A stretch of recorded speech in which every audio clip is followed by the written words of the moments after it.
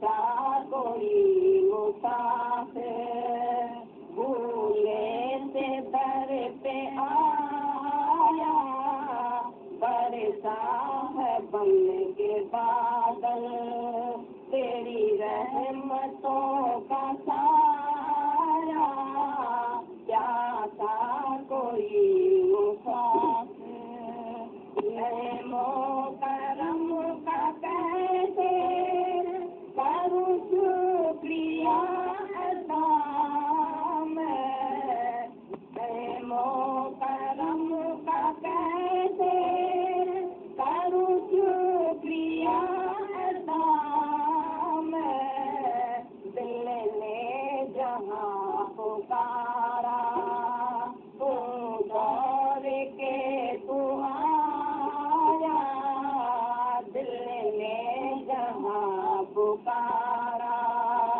वही दौड़ के तू आया, प्यासा कोई मुसाफिर भूले से दर पे आया, बरसा है बन के बादल तेरी रहमतों का साया, प्यासा कोई मुसाफिर पीरों के पीर मुर्शिद मुर्शिद कमाल मेरे, पीरों के पीर मुर्शिद मुर्शिद कमाल मेरे, कैसे तुझे भुला दूं मुद्दत के बाद पाया, कैसे तुझे भुला दूं मुद्दत के बाद पाया, प्यासा कोई मुसाफिर भूले से दर पे आया, बरसा है बन के बादल तेरी रहमतों का साया, प्यासा कोई मुसाफिर मेरे सामने से उठ कर मैं किस तरह से जाऊं, तेरे सामने से उठ कर मैं किस तरह से जाऊं, तुझे हसीन दिल पर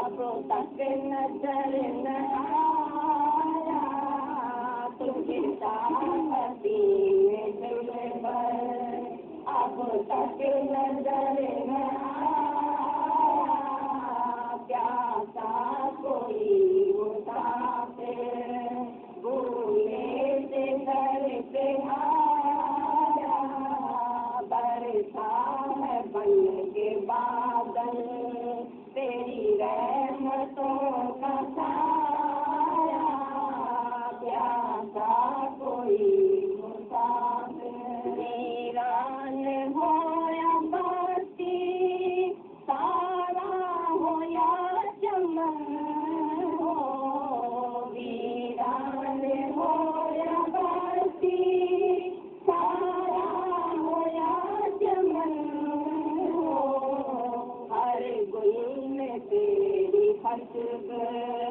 तेरा नूर है समाया, हर गुल में तेरी खुशबू तेरा नूर है समाया, प्यासा कोई मुसाफिर भूले से दर पे आया, बरसा है बन के बादल तेरी रहमतों का साया, प्यासा कोई मुसाफिर जब भी मेरा सफीना तूफान से डगमगाया, जब भी मेरा सफीना तूफान से डगमगाया,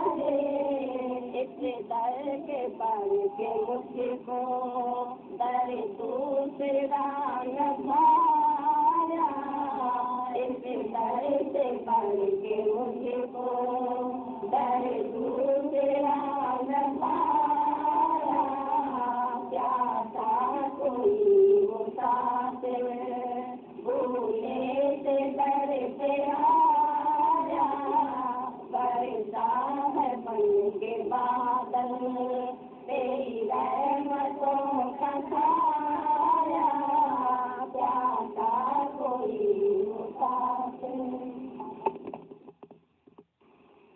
हम भी सबकी पूरी इंक्वायरी रखते हैं, आंखें बंद नहीं होंगी। लोग समझते हैं इनकी आंखें बंद हैं, ये नहीं देखते। तुम एक शब्द बोलते हो, हम परिंदे के उड़ने से उसके पंख गिन लेते। बहुत उड़ रहे हो, सब पहुंच गए हो, आत्मा में पहुंच गए हो, उड़ान हो रही है, कहाँ के कहाँ आ गए हैं। वाह गुरु जी वाह, तुम्हारी महिमा। क्यों जी हजूरी हो रही। कोई साड़ी पहना रहा है, कोई सूट पहना रहा है, कोई अंगूठी दे रहा है, कोई पूजा कर रहा है, कोई शादियों में बुला रहा है, कोई कहाँ बुला रहा है, कोई नचवा रहा है, कोई नचा रहा है, बैंड बाजे बज रहे हैं और जय जयकार मनाई जा रही है। हर जगह की ये हालत है। आज दिल कर रहा है सब सच बताएं तुम लोग। मिथ्या आडंबर बहुत देख लिया, यहाँ वालों का भी। मैं दुनिया के गुरुओं की बात नहीं करता। दुनिया के गुरु तो जो हैं सो हैं, शायद उन्हें ऐसा सतगुरु नहीं मिला है, पर अंदर बहुत अफसोस होता है कि ऐसा सतगुरु मिलने के बाद भी इंसान की खुद ही तो जान नहीं रही है। खुद ही ने अपना दर बदल लिया, यहाँ से हटी, वहां दूसरी खुद ही पड़ गई। मैं खुद खुदा हूँ, मैं खुद भगवान हूँ, मेरी रहनी देखो, मेरी चाल देखो, मेरी डाल देखो।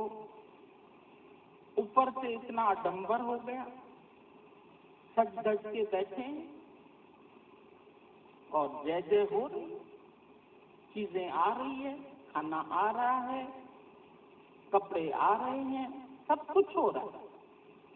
कहाँ नहीं हो रहा है कोई बता दे हमें। सच सच तो कोई नहीं सुनाएगा। सुंदरता के साथ सत्य नहीं है तो तुम शिवरूप नहीं बन सकते। खाली ऊपर से सुंदरता ओढ़ ली है तुमने, गाइड की चादर, पर गाइड बेचारा अच्छा था, अंदर समझता था मैं चोर हूँ।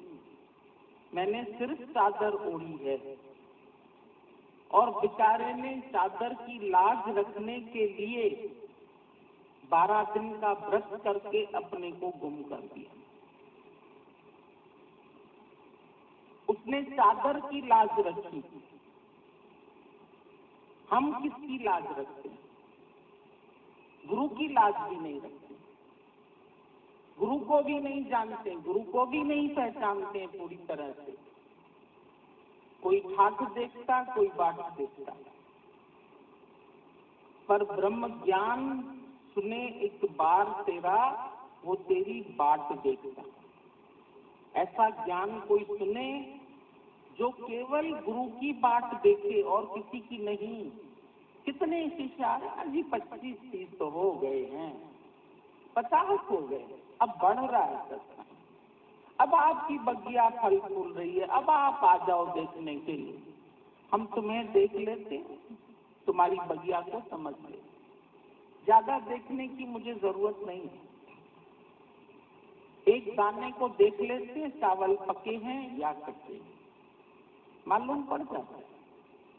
जाहिर किंदन जात रहत माँ रूहल चले। रोहल संत है, उसने कहा तुम्हारी जात का पता चलेगा तुम्हारी रहनी से। तुम्हारी रहनी कैसी है? अचानक आके हम देखें, मेले मला से मंदिरी, चलो तुम भी चलो साथ, तुम भी चलो, तुम भी चलो, बस मौज मस्ती कर, बड़ा आनंद आया। बड़ा कहाँ से आया आनंद? बाहर से कि अंदर से? थोड़ा झांक के देख लो कि आनंद तुम्हारा अपना है या उधारा आनंद है। आज भी मेला करने आए हो, आज भी एक नाटक देखने आए हो। ये सीन पलट जाएगी, कल सब चले जाएंगे। झूठा ये निमाओ, ये भी झूठ, ये भी सच नहीं है कि तुम्हारी बहुत ज्यादा श्रद्धा है कोई, तुम दादा को श्रद्धांजलि अर्पित करने आए ना, अपने को सब। कैसे हम भी फिर अपने शहर में ऐसे करेंगे, फिर ऐसे ही होली हम भी मनाएंगे, फिर ऐसे ही दिवाली हम भी मनाएंगे। नकल की बंद, यहाँ कोई नकल नहीं। जो आज अगर कुछ देख रहे हो ये नकल नहीं, हमने किसी की नकल नहीं की, न किसी की करने की जरूरत है। कोई कैसे चलता है, कोई कैसे चलता है, सबका ज्ञान देने का अपना अपना तरीका है, वो बात अलग है। पर कम से कम अपने अंदर तुम्हारे ये तो सच आ जाए कि तू कैसे खुदा है। क्या तुम्हारा आकार कोई बना, नेकलेस बना, चूड़ी बनी? क्या आग में तुम्हारी मैं तपी? कौन सी तपस्या की है तुम? बिना तपस्या के हे अर्जुन मैं किसी को नहीं मिलता हूं, तप रहित व्यक्ति को मैं नहीं मिलता। और तपस्या होती है गुरु के साथ रहकर। 4 दिन सत्संग सुन के चले गए और बन गए गुरु महाराज, कुछ नहीं होगा, गलत रास्ता, सही बात नहीं है। अपने को सही जानने के लिए बैठो, अपना सही सिग्नेचर बैंक में करो, नकल वाला नहीं, वरना जेल की हवा खानी पड़ेगी तुम्हें। समझ लो इस बात। ये ज्ञान केवल दिखावा नहीं है, यहाँ मंजिल मिलती है मरने के बाद, जब तुम्हारा मन मर जाए। मन है सरफ की तरह, चाल है उसकी टेढ़ी मेढ़ी, ऐसे ऐसे चलता है। उसकी चाल सीधी कब होती है? जब मरता है, तब सीधा हो जाता। कुत्ते की पूंछ मरने के बाद सीधी होती। तुम मरे सही पहले, मरने से ही पाइए पूर्ण परम आनंद। कभी कभी तुम्हारा आनंद बिगड़ता है, तुम बोलते हमारा मन चलता है, मन में विचार चलते हैं, शांति नहीं आ रही है, अभी तक अनुभव नहीं हो रहा है। क्यों? क्या रीजन है इसके पीछे? अहम नहीं गया, मैं नहीं गई, वो पड़ी है। दिखावा बंद नहीं किया। शादियों में, ब्याह में, इसमें उसमें सब में दिखावा। सच्ची तरह नाचो, मीरा की तरह। मीरा तो मस्त हो गई, गिरधर के गुण गा करके मीरा तो दीवानी हो गई। नित्य गिरधर के गुण गा, कोई रोके नहीं, कोई टोके नहीं, उसको कोई नहीं रोक सका, उसको कोई नहीं टोक सका, उसने कोई संसारिक कार्य नहीं किया। वो कृष्ण में समा के कृष्ण रूप हो गई, लहर सागर में समा के सागर हो गई। लहर भी ठोकरें खाती है सागर में मिल जाने के लिए। किनारे आकर देखा करो कैसे लहर बेचारी टकराती रहती है किनारे से, और फिर वो दरिया में समा जाती। हमको कहाँ समाना है? किसका आदर्श हमारे आगे है? बोलते जरूर हो गीता भगवान का प्यार अंग संग है, उसका आदर्श हमारे आगे है। आदर्श क्या है? गीता भगवान का फोटो ले लिया, घर में लगा लिया, अगरबत्ती जला दी, दीपक जला दिया, लॉकेट पहन लिया। ये आदर्श है क्या गीता भगवान? ये आदर्श है दादा भगवान का। इसको आदर्श माना है तुमने? कैसे उनकी खुदी गई सुनने का बहुत शौक है। बातें बताइए गीता भगवान की, लीलाएं बताइए। भागवत में, भागवत में है कृष्ण की लीलाएं। लीलाओं से कुछ नहीं होगा। 6 दिन परीक्षित ने लीलाएं सुनी, लेकिन उससे उसके अंदर से मृत्यु का भय नहीं गया। आखिर में जब गुरु ने उसको उसका डोज दिया, क्यों उसका मृत्यु का भय नहीं निकल रहा? उसको बताया कि राजा कैसे भटकता हुआ जंगल में पहुंचा और कैसे वो रास्ता भूल गया था। एक चंडाल की झोपड़ी देखी जिसमें कहीं मांस लगा था, कहीं हड्डियां, कहीं स्केलेटन, गंदगी, खून। अब क्या करता, बाहर तो कोई खा जाएगा उसे, कहीं शरण लेनी है। उसने उस झोपड़ी की शरण ली। वहां के चंडाल ने बोल दिया उसको, तू नहीं निकलेगा यहाँ से, सुबह होने तक तुम्हें यहाँ से जाना है। कहने लगा, तुम्हारी गंदी झोपड़ी में रहना भी कौन चाहता, सुबह होते ही निकल जाऊं। लेकिन सुबह हुई, सूरज की किरणें आ गई घर में। राजा साहब जाइए। कहता है, नहीं जाऊंगा, ये झोपड़ी बहुत प्रिय लगी मुझे, बहुत अच्छी है। परीक्षित सुनते सुनते बोल पड़ा, कौन सा ऐसा मूर्ख राजा था जो ऐसी गंदी झोपड़ी में ममता हो गई? बोला, वो तू। उसका डोज दिया। हमारा ये मतलब नहीं था, तो ये सुन जाती है हमारी बात, तो जाके अपने मन से करे। करने का क्या जरूरत, तुम अपने दिल में रखो, जो हम तुमको समझाते तुम समझ जाओ। बस ये जैसे कपाली होता है, पोस्टमैन होता है, पोस्टमैन कोई मनी ऑर्डर लेके आता है, 50 रुपए का तुमको देता है, तो तुम कोई पोस्टमैन से मिलके नहीं बैठेगा, तो लाया है मेरे को 50 रुपए इसने दिया, 50 रुपया तो तुम्हारे बेटे ने या बाप ने भेजा होगा। ये तो सिर्फ पोस्टमैन है, लेके आता है तुम्हारे पास। ऐसा तो मर्द लोग है, वो पोस्टमैन है, उसको लेके आना है, खिलाने के लिए तुमको आके देने का, तुम्हारे हाथ में देने का कि ये तुम्हारे लिए भगवान भेजा है। लेकिन तुम दलाली करते हैं, पूरी ऐसी दलाली करते हैं कि उसको बोलते हैं ये सब मेरा है, मैं कमाई करता हूँ, तुमको देता हूँ, तुमको खिलाता हूँ। ये झूठ है, ये पाप है। तुम का कितना टाइम अभी तक पाप करेगा? पाप से अपने को रोको। सच्ची बात जो है वो सुनाना चाहिए कि भाई तुम्हारी भी प्रारब्ध है, हमारी भी प्रारब्ध है। हम ब्रेड विनर है, बड़ा है घर का, तो ब्रेड विनर को भगवान देता है, सबके लिए देता है। तुम्हारे लिए भी हमको मिला है, तुम भी खर्चो, हमारे को भी खर्चने के लिए दियो। नहीं बचे तो हमको नहीं देना, मेरे को परवाह नहीं है, जब तक मैं जिंदा हूँ तो मैं कमाई कर सकता हूँ। इसलिए आदमी सब बोलता है कि हम तो कमाई भी कर सकते हैं, लेकिन हमारा बच्चा जो छोटा है, हमारी स्त्री जो अनपढ़ी है, उसको हमको उसका इंतजार रहता है, ऐसा तुम समझता है। लेकिन उसके ऊपर जो ये मेहरबानी सुनाता है, उसको तो मैं देता हूँ, मैं कमाई करता हूँ तो तुम खाता है, ये तुमको अहंकार लग जाएगा, भगवान हिसाब तुम्हारे से लेगा। तुम ऐसा नहीं करो तो भगवान को हिसाब नहीं देना पड़ेगा, तुमने कभी बेईमानी नहीं किया।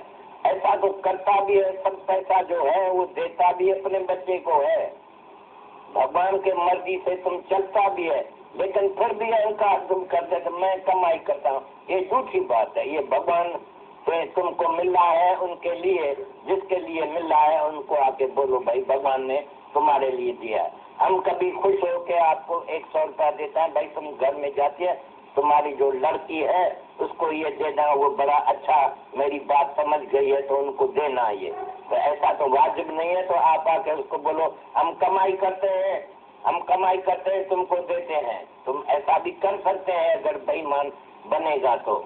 नहीं बेईमान बनेगा तो जरूर उसको बोलेगा भाई दादा दिया है तुम्हारे लिए। ऐसा भगवान भी जो देता है उनके बच्चे के लिए, तो उसको बोलो भगवान ने दिया है तुम्हारे लिए, तुम्हारी प्रारब्ध है। ये आप समझ सकते हैं कि नहीं कि सबकी प्रारब्ध है।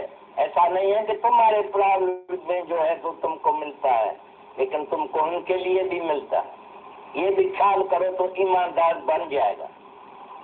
अभी तक तुम ईमानदार नहीं बन के रहा है, इसलिए मैं सलाह देता हूँ आप ख्याल करके पीछे अगले टाइम में ऐसा बात करना जैसा तुम्हारे मुंह पर पड़े।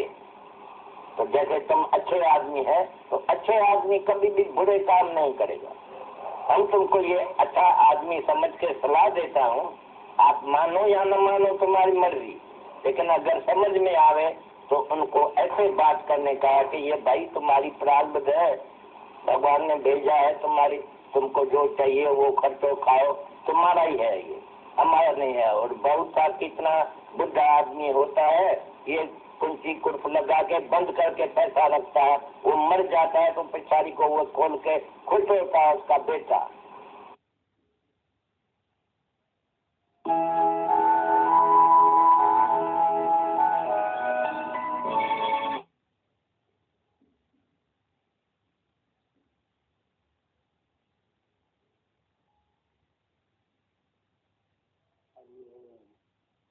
अभी हम सब लोग कैसे भगवान की वाणी, कैसे भजन का अभी आनंद में रहते हैं। दादा भगवान की वाणी को भली बात हम सब सुन रहे हैं। सब कुछ सुनने के बाद सचमुच लगता है हम कितने भाग्यशाली हैं। कैसे गुरु ने हमें एक एक चीज को पूरी तरह से आंख खोल खोल के दिखाया, अच्छे से अनुभव कराया और समझाया। यदि हम पूरी तरह से जान के अच्छे समझ जाए, कहीं कोई बात ही नहीं। तो यही बात भगवान बोल रहे थे, बोले पहले तो तुम ये देखो तुम ज्ञान सुनते हो या क्या कर रहे हो। ज्ञान सुनने का मतलब है समझ का खुल जाना, विवेक का जग जाना। जब गुरु के पास शिष्य आता है और वो कहता है प्रभु मुझे उबारो, और जब गुरु का काम क्या है कि उससे ये सच देकर उसको उबारना, माने कि ये वाला तो जो आया है अपने को क्या मान के आया। जैसे नरेंद्र ने अपने को नरेंद्र जाना, तो जैसे उसके गुरु ने उसको पहले शब्द बोला कि तू झूठ बोल रहा है। तो सच्चा गुरु जो है वो बड़ा निर्भय होता है, उसको किसी से ये मतलब नहीं कि कोई शेख है या कोई पढ़ा लिखा है, कोई बहुत होशियार है, इससे तो कोई मतलब नहीं। उसका ध्यान केवल हमारे अज्ञान पे होता है। भले ही कितना पढ़ा लिखा है, फॉरेन रिटर्न चाहे जो भी है, लेकिन इसे यही नहीं मालूम है कि मैं हूँ कौन। इसलिए ये बहुत ज्ञानवान होते ही महामूर्ख। तो ये है सच्ची गुरु की पहचान। वो तुरंत हमारे अज्ञान को पकड़ता है और पकड़कर उसी पे वार करता है। वो फालतू इधर उधर की बातें और करता ही नहीं। जैसे नरेंद्र को ये शब्द बोल के कि तू नरेंद्र नहीं है, तू झूठ बोल रहा है, भले वो तिलमिला गया, अंदर से उसकी जैसे लगा कि ये बेवकूफ कैसी बातें कर रहा है। उस समय के अंदर में अपने गुरु के प्रति वो भाव, वो भक्ति, वो श्रद्धा नहीं थी। बड़ा अजीब सा उसको फील हुआ। तब उसी ने उससे पूछा, अच्छा गुरु, अच्छा आप यदि कहते मैं नरेंद्र नहीं हूँ तो आप ही बताओ मैं कौन हूँ।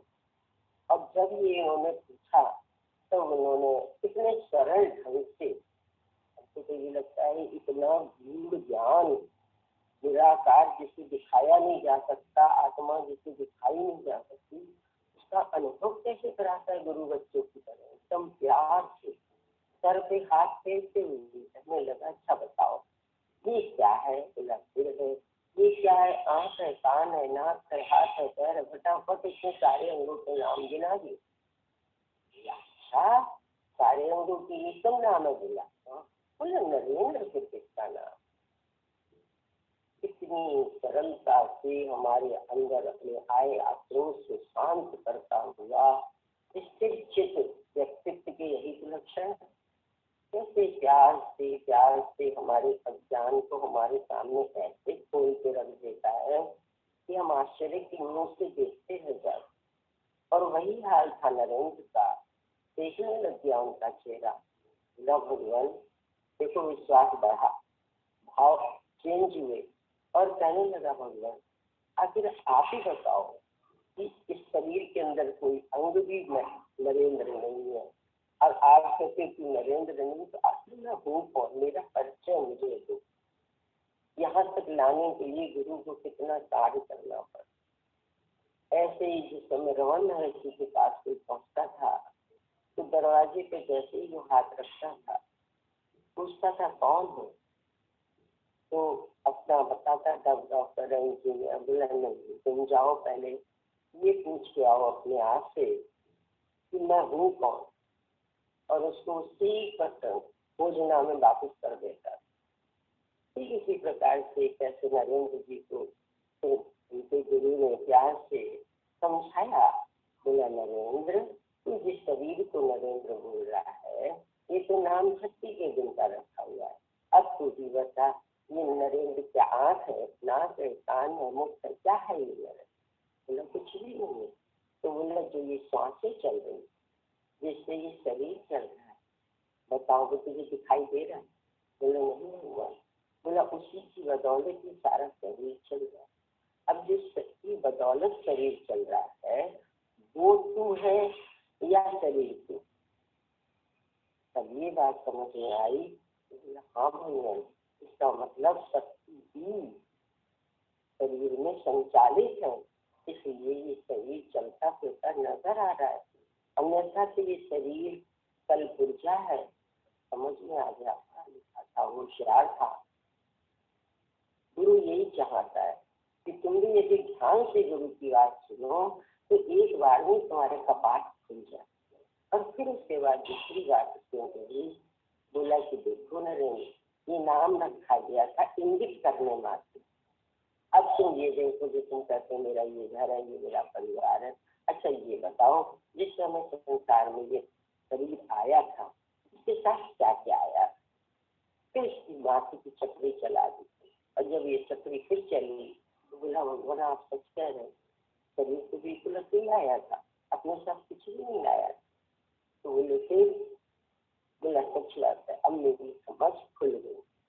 कहते हैं कभी इसका ध्यान में ध्यान पूर्वक उसने फिर अपने गुरु का संग किया, ज्ञान सुना। कहा तो उसे पागल समझता था, कहाँ उसका दीवाना हो गया। एक दिन उसे नहीं देखता था तो पागल हो जाता था नरेंद्र, और गुरु नहीं देखता था तो गुरु का भी वही हाल होता था। ऐसा अनोखा उन लोगों का आपसी प्यार बना सत्य की समझ से कि वो आज तक अवर्णनीय है। जब देखो तो सब मिसाल विवेकानंद की देते हैं, शिष्य हो तो विवेकानंद जैसा। और कैसे जो उसने अपने बोले भंडारी गुरु का ये सत्य पीकर आत्मसात करके और उसके अंदर में दादाजी की तरह से कैसे दर्द जगा, अरे ये मुझे जागृत करा है और इसी जागृति की सारी सृष्टि को आवश्यकता, और कितने प्रकार के कष्टों को झेलता हुआ नरेंद्र ने भी कष्ट कम के लिए सत्य को देना कोई मामूली बात नहीं है तो अदृश्य चीज ना, इसलिए कोई जल्दी से समझता नहीं है, इसीलिए कोई जल्दी से इसको रिसर्च नहीं देता, वैल्यू नहीं देता। समझते हट्टा कट्टा है, जवान है, अधिकारी की तरह घूम रहा है इधर उधर, न जाने कितने प्रकार के कौमते लगाते। दोस्त किसी का नहीं, तो बेचारे जानते नहीं। जब समझ में आता है तब तक बहुत देर हो चुकी है। किसी तरह से कैसे दादाजी की तरह से भी अपने समय में देश परदेश भ्रमण करके इस सत्य को सब तक पहुँचाना चाहा कि जो तुम्हें दिखाई दे रहा है वो सत्य नहीं है, और जिसकी बदौलत दिखाई दे रहा है वो सत्य है। और एक चीज मूल में समझ जाओ कि वो सत्य ही सदैव रहने वाला है, और जो दिखाई दे रहा है न उसका अभिमान करो, न उससे घृणा करो, न द्वेष करो, क्योंकि वो सब जाने वाला है। जो दिखे तो सगल विनाशा, जो भी दिखाई दे रहा है आंखों से, बोले आंखें भी चमड़े की है, और इनसे जो कुछ भी चमड़ी दिखाई दे रही है वस्तु व्यक्ति पदार्थ दिखाई दे रहा है वो सभी नश्वर है। और यदि दूसरे सबक को कोई सही से समझ जाए, पहला सबक ये कैसे निराकार से सारी सृष्टि चल रही है और वही एक सदैव रहने वाला है, और जो दिखाई दे रहा है वो सदैव रहने वाला नहीं है। तो ये दूसरा पार्ट जो नश्वरता का है, यदि ये पक्का हो जाए, पक्का माने तो रचना नहीं। अक्सर हमसे लोग फोन में बात करते हैं, समझ में तो आ गया है, दिखाई भी दे रहा है सब कुछ, और सदैव बना नहीं रहता। अरे बना क्या रहता, जब एक बार एक चीज पता चल गई कि ये चीज सोने की नहीं है, पीतल की है, तो कितनी बार उसको बार बार कोई बेचते ही रहोगे क्या? एक बार समझ में आ गया कसौटी की पत्ती, अरे नहीं ये तो पीतल निकल गया। जब पीतल निकल गया तो उसको सोना कहोगे, फिर उसमें सोने का भाव रखोगे, उसमें लगेगा कि हाँ ये सोना है।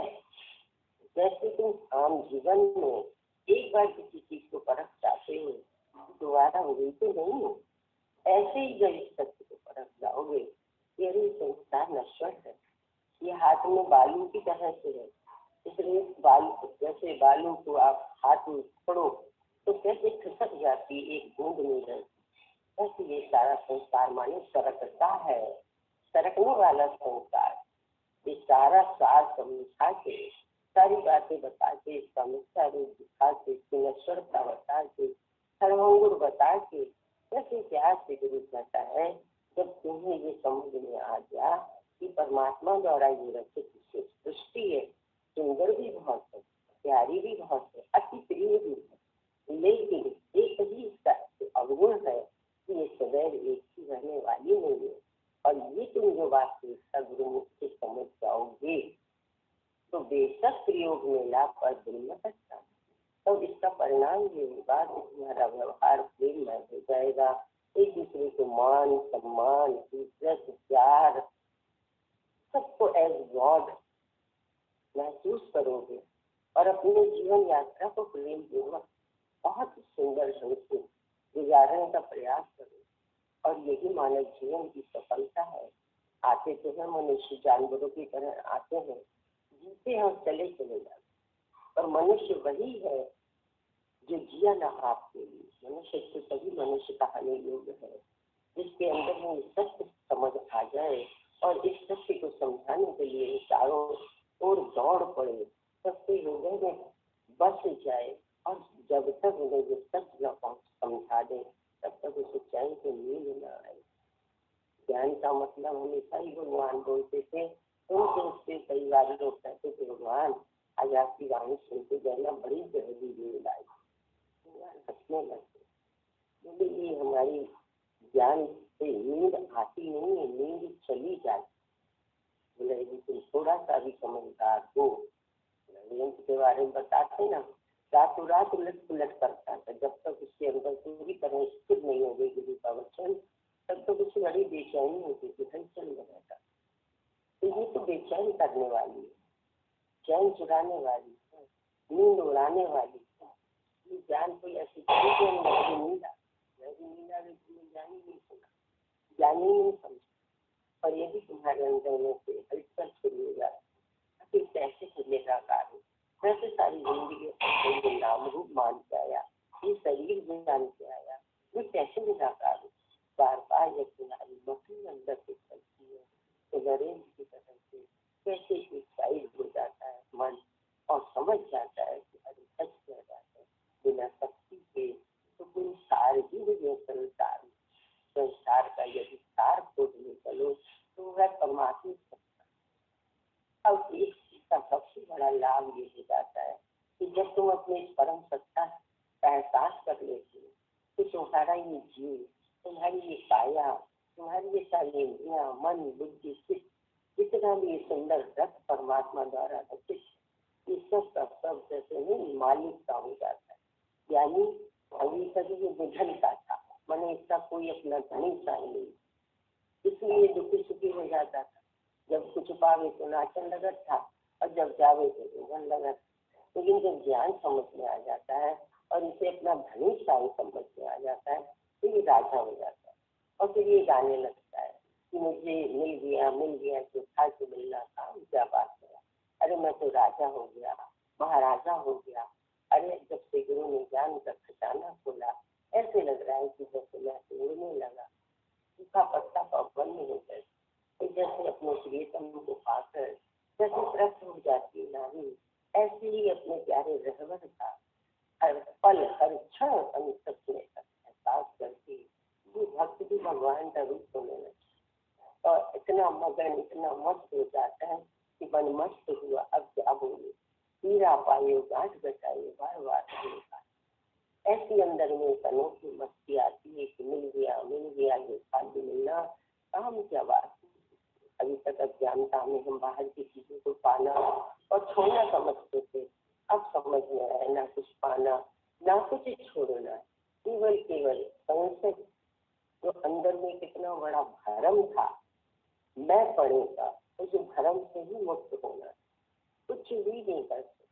एक जगह जागते ही आपकी जागृति इतनी ज्यादा बढ़ जाती है कि आप हर पल मंद मंद मुस्कुराते नजर आते।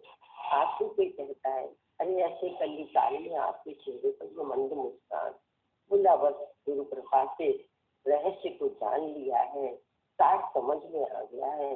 सबको लग रहा है कुछ हो रहा है और मुझे मालूम है कि सब कुछ हुआ ही। इतनी आपकी प्रखर बुद्धि, इतनी प्रखर जानकारी आपको हो जाती है, इतने आप जागृत स्वरूप हो जाते हैं। ऐसा ज्योति स्वरूप किसी में भी कमी नहीं है, सोना सपना कोई नहीं, सबके अंदर ला मूर्ख गंध खोलेंगे शरीर सब बहुत ज्यादा पावरफुल है, ज्योतिमान है। और सबसे बड़ी बात यही है कि हमें मनुष्य तन भी मिला और प्लस गुरु, और गुरु भी कैसा भी भगवान सारा वर्णन कर रहे थे। तो सोच के लग रहा था कि कितने मुखों से हम अपने गुणगान करें गुरु को। ऐसा पाक, ऐसा पवित्र, ऐसा प्योर, जो अंदर बाहर कहीं किसी प्रकार का दो नाम की चिड़िया ही नहीं जिसमें। हमेशा याद रखना गुरु पूर्ण वही है जो अद्वैत है, जो निराकार में दिखा, जिसके लिए नाम रूप है ही नहीं, जिसके लिए संसार है ही नहीं। ये संसार से बहुत ऊपर है, मामूली बात नहीं। अभी तो हम सच पूछो तो पूरी तरह गुरु को ही नहीं परख, लेकिन गुरु का वो निष्ठान स्वरूप आपके अंदर आ जाएगा। इसकी एक ही बात है आपके दिमाग में आएगी, उस दिन आप ऐसे खो जाओगे, ऐसे इतने रम जाओगे, ऐसे गुम हो जाओगे। बस इतना ही कहते हुए कि मैं कितने अपने भाग्य की सराहना करूं, इतनी प्योर वस्तु के संसार में कहीं सही नहीं जैसी प्योरिटी मेरे गुरु की। उसके अंदर उसके बाहर एक हो बैठा हुआ है। जब भी देख लो, जब भी सुन लो, जब भी परख लो, हर समय एक रस अवस्था को प्राप्त है। इसी गुणगान करने में अपने जीवन को पूरा करो और सब कुछ गुणगान से स्नान करो, क्योंकि ये ऐसा सच्चा रहना जिसके लिए हम हमेशा कहते हैं भगवान हमारा, तो भगवान के लिए हमेशा कहते हैं ना वो पवित्र स्वरूप है, वो पाक है, वो पवित्र है, वो न्यारा है, निर्लेप है, निर्गंध है, अजर अमर अविनाशी है। तो निराकार करके तो हमने उसे नहीं समझ पाए इतना, लेकिन साकार में आए तो निराकार से मिलकर हमें उसके सारे गुण लक्षण समझ में आ गए। क्योंकि आज भी हम देखते हैं जो जिस भाव से रहते हैं निराकार की वाणी वैसे ही चल जाती है। कौन कहता है कि मेरा गुरु साकार है? अरे वो साकार में आया अवश्य है, पर वो तो बड़ा निराकार है। इतने गदगद हो जाओ, इतने गदगद हो जाओ, क्योंकि इससे बड़ी पूंजी संसार में न किसी को मिली है न मिलेगी। ऐसे ही थोड़ी मीरा ने गाया होगा, मीरा के रोम रोम से निकला, पायो जी मैंने राम दर्शन धन खर्च न फूटे, चोर न लूटे, दिन दिन बढ़त सवारे, पायो जी मैंने राम दर्शन। हम सब भी उसके भागीदार हैं। हमारे अंदर की मीरा भी नाचना चाहिए, और नाचे ही नहीं, एक एक को जाके नचा दे। नचर ये संसार यहाँ दिन में लगाना मानव जन्म का लक्ष्य है, अपने स्वरूप को पाना। जब कभी भी दिमाग इधर उधर जाए, कहना तुझे तेरी सांसों का पता है, जल्दी से अपनी सांसों को संयम में कर, जल्दी से अपनी सांसें अपने परमात्मा से जोड़। पता नहीं अगली सांस तुझे लेनी है कि नहीं लेनी। तो बार बार सब तरफ से मन हटाकर कि अर्जुन मन मेरे में रख का मतलब नहीं है कि जब कभी ये वृत्ति जगत की तरफ जाते तो समझो कहना न ये साथ आया है न ये साथ जाएगा। तो शरीर जिसके साथ आया है उसका कल्याण कर देगी गुरु ज्ञान से, गुरु की समझ से। और जब उसके कल्याण में लग जाएगा तो जो अपने कल्याण में लग जाता है उसके जीवन से कैसे अपने आप सबका कल्याण होता है इसे वो खुद भी नहीं जानता। कल्याण। सत्संग में आके ना कोई घर, ना कोई व्यक्ति, ना कोई संबंध, ना कोई मैं, ना कोई मेरा, ये सब है प्यार के रूप है, शरीर भी है, प्यार के स्वरूप है, भगवान के रूप है। सबको भगवत भाव से जैसे शिव जी के मंदिर में जाते हैं तो एक तो वही शिवलिंग होती है और चारों तरफ छोटे छोटे पत्थर रखते रहते। तो जब हम लोग पूजा करने जाते थे तो बेटा इस पे भी पानी चढ़ाओ, इस पे भी जल चढ़ाओ, इसको भी टीका लगाओ, इस पे भी फूल चढ़ाओ, इस पे भी 3 पत्ती वाला बेल पत्र चढ़ाओ। ये सब भगवान के रूप पर छोटे छोटे। तब तो 10 साल बुद्धि नहीं समझ पाते थे। आज गुरु के ज्ञान से ये समझ आया कि एक हिस्से में वही इन अनंत छोटे छोटे सी पत्तियों के रूप में जो का क्यों विराजमान है, देखने में छोटे बड़े दिखाई, लेकिन शक्ति की दृष्टि में बड़ी समाया। इस सब मिलकर शिव शक्ति का स्वरूप है। ऐसा हर पल ध्यान रखते हुए सबका मान सम्मान, इज्जत, प्यार, सेवा, भक्ति सब कुछ इस काया से है। लेकिन एक ही जगह सावधानी, आया अकेला है, जाएगा अकेला, न तेरा कोई था, न तेरा कोई है और न तेरा कोई रहेगा। तो ऐसी एक निश्चय हो जाएगा। किसी को दादा जी कल कहते थे कि जब तक तुम्हारी बुद्धि निश्चयात्मक नहीं होगी तो कहीं न कहीं संसार का कीड़ा तुम्हें विदेशी कर जाएगा। इसलिए एक बार जब लगे हो पर गुरु के ज्ञान का अच्छी तरह श्रवण करके अपनी बुद्धि को निश्चयात्मक करो। निश्चयवान लभते ज्ञानम, निश्चय बहुत जरूरी है। नहीं तो निश्चय की जरा सी गिलावट की मनुष्य को कितना हिला जा रही। और जब निश्चय में पड़ा हद में भी क्या होगा, तुमसे आगे कुछ भी कर तो तुम तुरंत जवाब तो हद में आगे क्या होगा, वही तो होगा ना, जो होना होगा, इससे ज्यादा कुछ होगा, जो हुक्म होगा वही होगा ना। ऐसा झपट के अपनी मन इंद्रियों को भी टाइट कर दो और कोई खाए तो उसे भी इसी तरह टाइट कर, उसमें कोई बुराई नहीं, भले जोर से बोल दो, आखिर हद में भी जाओ, फालतू की बातें क्यों कर दो, मुझे मालूम है जो होना होगा वही। ऐसे करके झटके लगा के अंदर से भी अपने अंदर का कहीं किसी कोने में से अज्ञान से निकाल के फेंको और सामने वाले को भी ज्ञान में आने से बचाओ। अभी है सर्व कल्याण, अपना भी कल्याण और इससे में सर्व का कल्याण। सबकी आंखें खोलो, समय आ गया, बच्चे को घर के अंदर बता दो कि सत्य क्या है, सत्य क्या है, सत्य क्या है।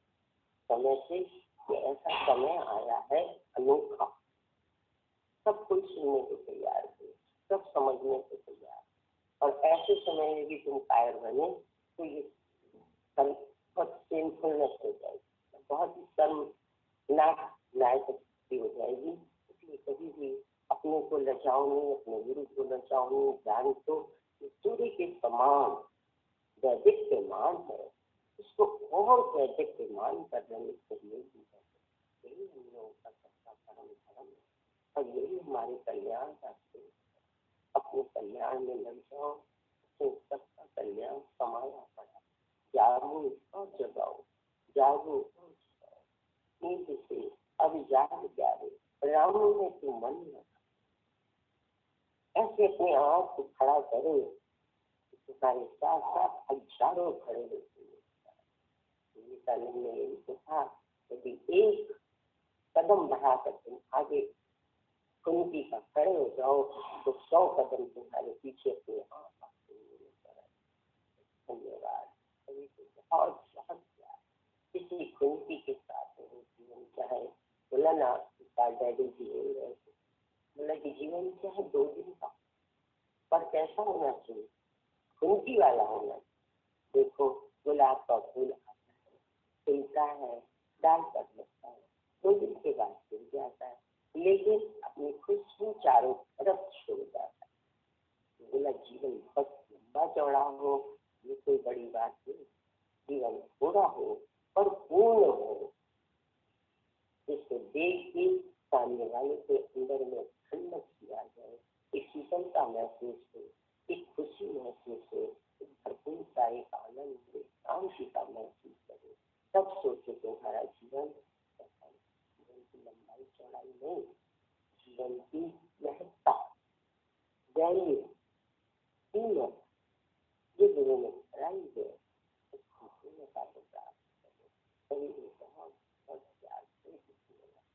हिम्मत से मरदा तो बनते ही खुदा, हिम्मत है दिल में तो बेड़ा है पार, आइए न हिम्मत इशारिए न राम।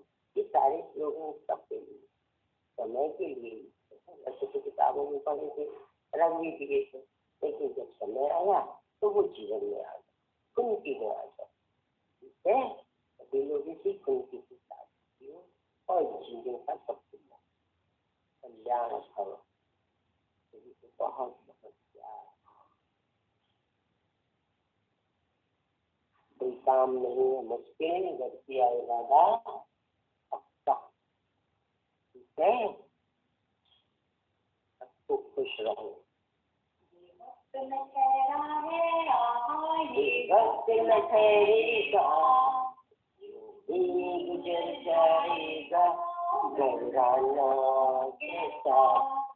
ये वक्त न ठहरा है, ये वक्त न ठहरेगा, ये गुजर जाएगा, घबराना कैसा, घबराना कैसा।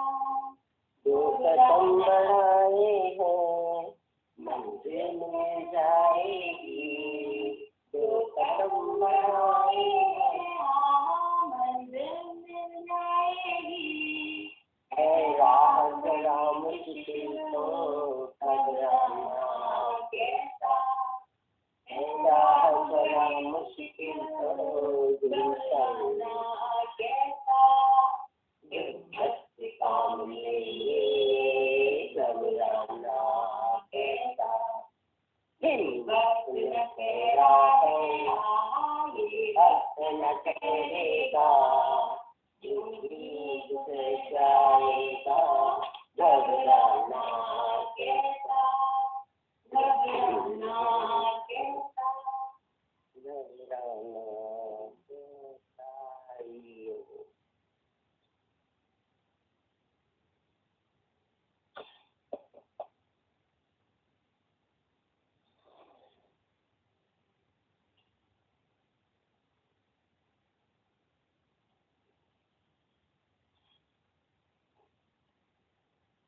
हरिओम सभी प्रेमियों को।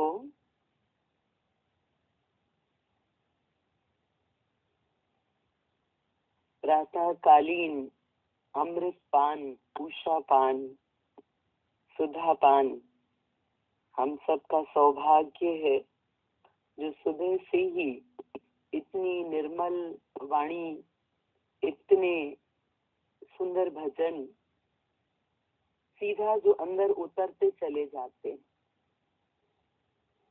सुबह से ही एक निश्चय का भजन, ये रथ मेरा मैं राजा हूँ, बड़ी शान से जीवन सैर करूं। ये गाते गाते सुनते सुनते ही अपने से प्रश्न कर लेना चाहिए कि जो ये जीवन में सैर कर रहा है जीव, तो ये शान से कर रहा है या परेशान होके कर रहा है। एक एक पंक्ति पे ऐसे ही गौर करें, जैसे बड़े लोग कहा करते हैं, डॉक्टर्स कहा करते हैं कि भोजन को चबा चबा के खाने से, अच्छी तरह चबा के खाने से उसका जो परिणाम है वो कई गुना बेहतर आता है। ठीक इसी तरीके से वाणी और भजन को जब हम मनन के साथ पीते हैं, मनन के साथ सुनते हैं, श्रवण ऐसा हो जिसमें मनन शामिल हो, यानी चबा चबा करके जब ग्रहण करते हैं तो उसका जो परिणाम है वो कई गुना बेहतर होता है।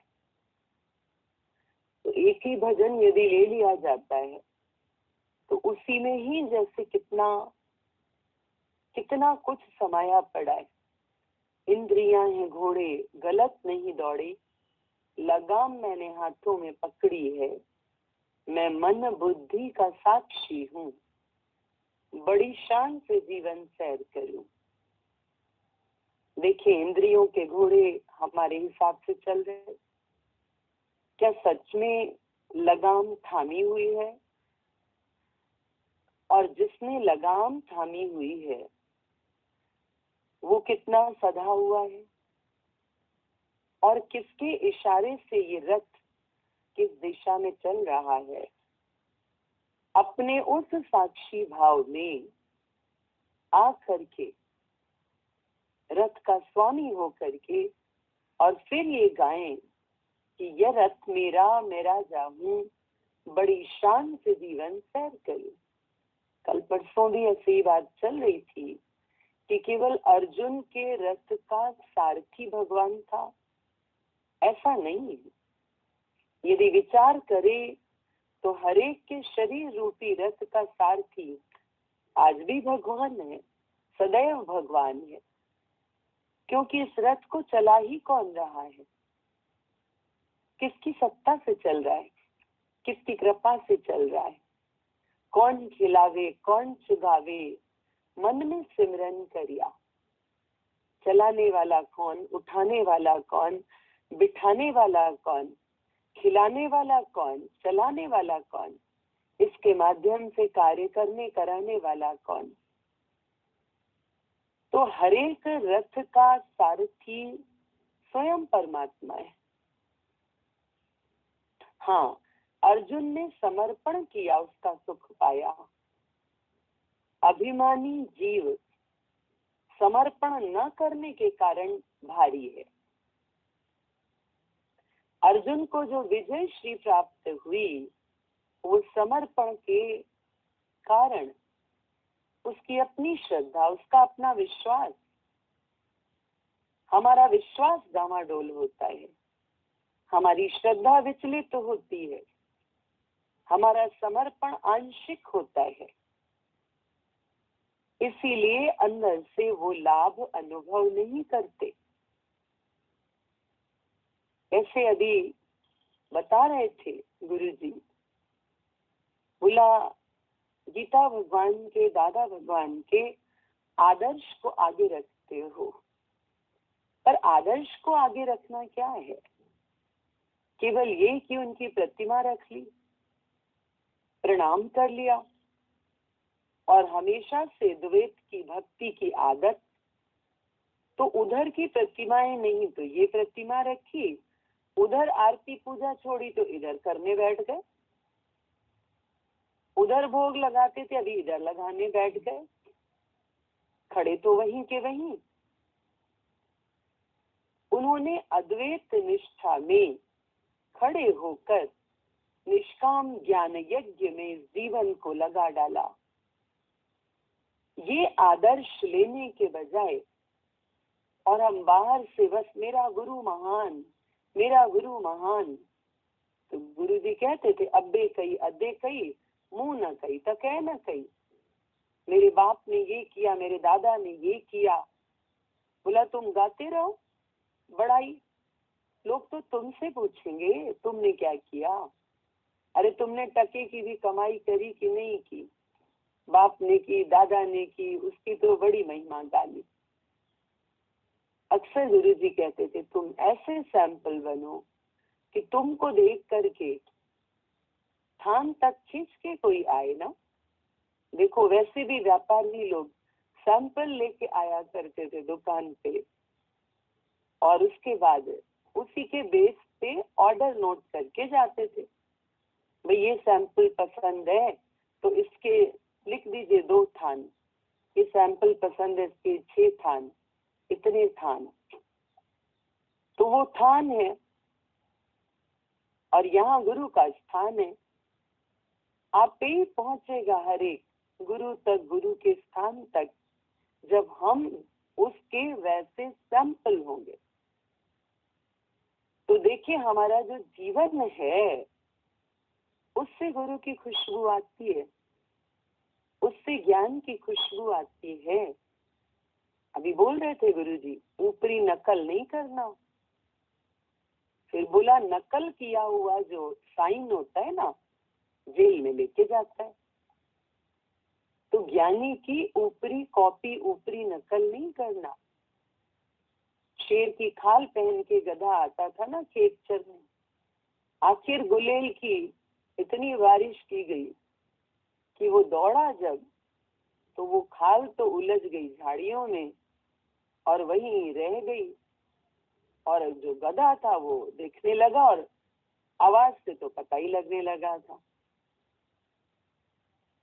तो देखना, तुम्हारा बात करना बताएगा, तुम्हारी आवाज बताएगी कि तुम गुरुवान हो, ज्ञानवान हो। कैसी बातें करते हो, सारा दिन न्यूज, सारा दिन ये हुआ वो हुआ। वहीं दादाजी का कहना होता था, दुनिया स्ट्राइक पर है, नथिंग इज हैपनिंग, कुछ हो ही नहीं रहा है, कुछ हो ही नहीं रहा है। और देखो हम सारा दिन यहाँ ये हुआ, वहां वो हुआ, ये हो रहा है, वो हो रहा है, वो हो रहा है। कहाँ खड़े हैं हम? अच्छा, चर्चा करने से कर क्या सकोगे, ये भी बता दो। जो इतनी चर्चा करते हो तो तुम कर क्या सकते हो? तो क्यों ना आत्म चर्चा, ज्ञान चर्चा, गीता की चर्चा, चढ़े हुए विचार, चढ़ी हुई बातें करें। कीमती चर्चा होनी चाहिए ना, हमारी जो बात भी हो तो कीमती होनी चाहिए। मिले संत कुछ कहिए सुनिए, मिले असंत मुष्ट होए रहिए। मन भी यदि व्यर्थ बात करे तो उससे भी मौन रख लो। बोलो तू बड़बड़ करता रहे, मुझे करनी नहीं है तेरे से बात। तू मिथ्या जगत की चर्चा करता है, सारा समय मिथ्या जगत में मन रख के बैठा है। कैसे देखो, राजा जनक सारा राज्य संभालते हुए भी विदेह कहलाए। किसी ने पूछा कैसे? बोला जगत को मिथ्या जान के। कब का उनका एग्जाम्पल सुना है सबने, कि सिर के ऊपर पतले धागे से तलवार, सुना है ना? कहीं किसी को भोजन में मजा आया था? मौत की तलवार को ऊपर अनुभव करने वाला कौन से विषय रस लेगा? कहाँ माया में लिप्त होएगा, आसक्त होएगा? हम तो कहते हैं यदि भय भी आके किसी को लगा है तो भला राजा जनक की तरह विदेह हो जाए, अनासक्त योग में टिक जाए। परीक्षित की तरह चंडाल की झोपड़ी से मन निकाल ले।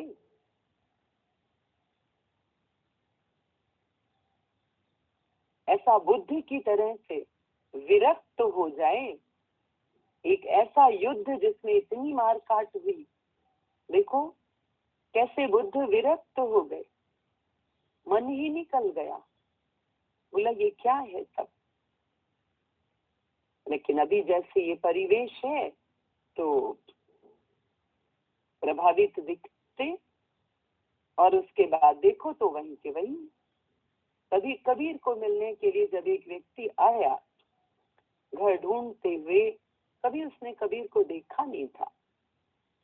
लुई निकली, बोला यहाँ कबीर जी रहते हैं? बोला हाँ। बोला मैं दर्शन करने आया।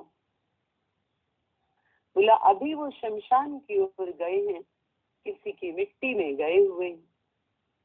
बोला लेकिन मैं तो चाहूंगा कि जल्दी से जल्दी दर्शन हो, लेकिन मैंने देखा नहीं उनको।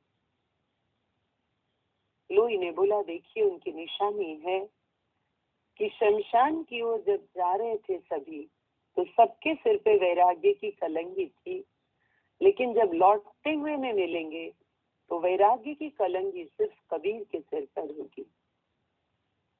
परिस्थिति जन्य वैराग्य तो फिर भी आ जाता है, पर विवेक जागे और ज्ञान जनित वैराग्य हो, वो वैराग्य स्थायी होता है। और जहाँ ऐसा वैराग्य है वहाँ प्रकट होता है कबीर। मन लागो मेरो यार फकीरी में, जो सुख पायो मैं राम भजन में, सो सुख नहीं अमीरी में। अमीरी माना यहाँ पैसे की अमीरी से मतलब नहीं, अमीरी माना मेरापन और फकीरी माना सब तेरा। जो अंदर से मस्त फकीर है वो फिक्रों से भी खाली, जिसका अपना मेरा ही कुछ नहीं है, फिक्र से वो ही खाली होता है जो सदा अंतर्मुख में रहता है, जो ये ज्ञान अमल में लाता है। बोला वो श्रद्धा सतगुरु में रखता है, वो ही ये ज्ञान अमल में लाता है जो श्रद्धा सतगुरु में रखता है। श्रद्धावान लभते ज्ञानम, ये आत्मज्ञान है ही श्रद्धा का विषय। अभी बात चली ना, आत्मा है वो आश्चर्यवत जो दिखलाई नहीं जाती, इसे अनुभव किया जाता, ये बतलाई नहीं जाती। ये श्रद्धा का विषय है। पूरी श्रद्धा गुरु में रख करके इस आत्मज्ञान को कैच करो, जानो स्वयं को। जब मन में हलचल आए इसको बोलो, stop wondering, be still and know that you are that. तू तीनों कालों में ये शरीर है ही नहीं। और बार बार शरीर की चर्चा, बार बार नाम रूप की चर्चा और शरीर से संबंधित चिंतन। जब यही शरीर मिथ्या है तो संबंधित शरीर क्या सत्य है? कब तक कपड़ों में मन रखोगे? इसे वस्त्र बोला गया गीता में। फिर से गीता पढ़ो, बैठे हो ना खाली लॉकडाउन में, पढ़ो गीता। दादा भगवान हर समय अपने पर्स में गीता रखते थे, छोटी सी। इतना गीता से उनका स्नेह था, इतना प्रेम था। पढ़ो जाके गीता। शरीर को वस्त्र बोला है। वांसांसि जीर्णानि यथा विहाय नवानि ग्रहणाति नरोपराणि। बोला जैसे पुराने वस्त्रों को कोई त्याग करके नए वस्त्र धारण करता है, ऐसे ही जीवात्मा पुरानी देह को त्याग कर नई देह धारण करती है। इसीलिए दादाजी ने बोला, what is death? Only change of dress and address. फिर कहते थे कोई नए कपड़े पहने, किसी ने घर नया बदला और तुम आंसू बहाता है, रोता है, शोर मचाता है। नया घर किसी का हो तो बधाई दे के आते थे, वही उसने गृह प्रवेश किया, बधाई देने जाते, नया घर बनाया है, भाई गिफ्ट ले जाते हैं, भाई चीज लेके जाते हैं। कपड़े कोई नए पहनता था, तारीफ करते हैं, अरे बड़ा सुंदर ड्रेस है, न्यू न्यू है, नए फैशन का है, लेटेस्ट है। तो जब ऐसा जानेंगे कि ये मात्र वस्त्र परिवर्तन है, स्थान परिवर्तन है। और रही बात जो ज्ञानवान है, उनमें तो मृत्यु है ही नहीं। No sin, no sickness, no death. उनके लिए बोला गया है, नानक लीन भयो गोविंद स्यो जीव पानी संग पानी। वो तो आज ही ब्रह्म लीन है, आज ही ब्रह्म लीन है। तो बाद में कहाँ जाना है, किसमें समाना है, कहाँ जाना है? ज्ञानी को क्या रोइए जो ग्रह अपने ते जाए, रोइए साकत बापरे जो हाथों हाथ बिकाए। ज्ञानी के लिए क्या रोना, वो तो अपने घर में आया है। जीव ब्रह्म का मिलाप हुआ है, वो तो मिलन की बधाई बजाने का समय है, मिलन हुआ है। तो कैसा शोक, वैसे भी कैसा शोक। एक भजन हम लोग पद्दू जी का सुना करते थे, जीवन मौत का खेल है बंदे, कैसा रोना धोना, जितनी चाबी भरी राम ने उतना नाचे खिलौना। इस दृष्टि से ही देखो, सब चाबी के खिलौने हैं। जब ऐसा जानोगे कि ये चाबी के खिलौने हैं, तो कहीं अटकोगे, कहीं उलझोगे। जितनी चाबी भरी रामन की उतना नाचे खिलौना। जीवन मौत का खेल है बंदे, खेल को खेल की तरह देखो। Life is a game, play it.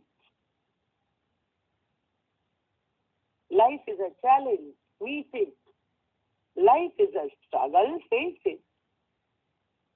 Light mood में रहो, हल्के हल्के हो करके चलो। अभी में रहो, ओम में रहो, आनंद में रहो।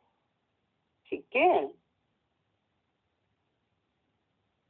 करते हैं ऐसा संकल्प लेते हैं, निश्चय करते हैं कि कोरा श्रवण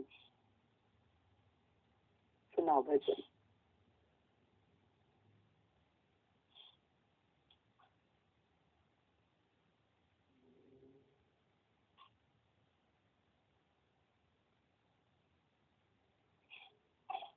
तुझे मनवा जिसकी तलाश है, अति निकट उसका निवास है। तुझे मनवा जिसकी तलाश है, अति निकट उसका निवास है। क्यों भटक रहा, क्यों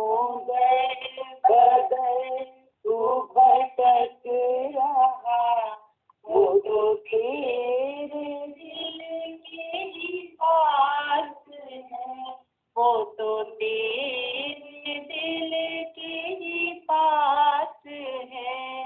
तुझे मनुआ जिसकी तलाश है, अति निकट उसका निवास है।